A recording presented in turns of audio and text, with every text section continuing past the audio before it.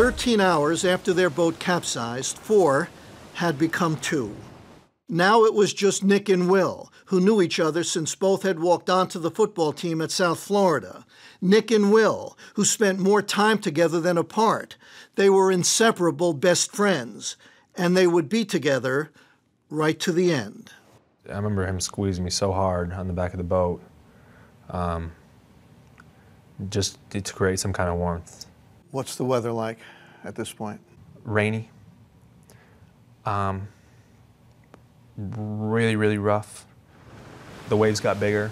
I remember climbing up that thing, and it would be like 10 seconds just higher and higher and higher and higher and higher, and then all the way down, you know, every time saying, there's a good chance that this boat's gonna go down and it's just gonna stay down.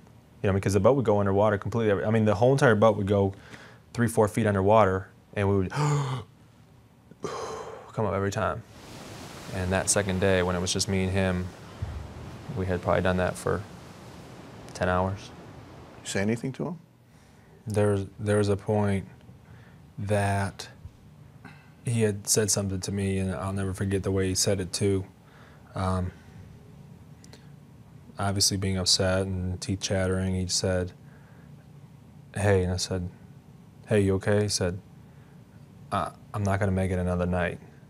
24 hours after their ordeal began, Will Blakely's prediction that he would not make it another night was becoming a cold reality. He was starting to foam, slurring, very weak.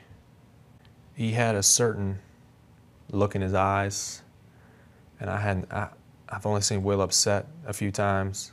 He was holding on, and we both flipped off the boat a couple times, and one time when I pulled him up, he just wasn't there. He was gone. Just slipped away. He drowned. He drowned. I hadn't got emotional up to this yet, for whatever reason. I mean, it was all shock. But when I let Will go,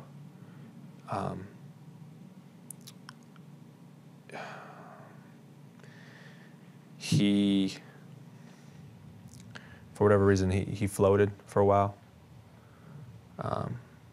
So there was a good 10-minute span where I just sat on that boat and watched my best friend floating, gone, you know.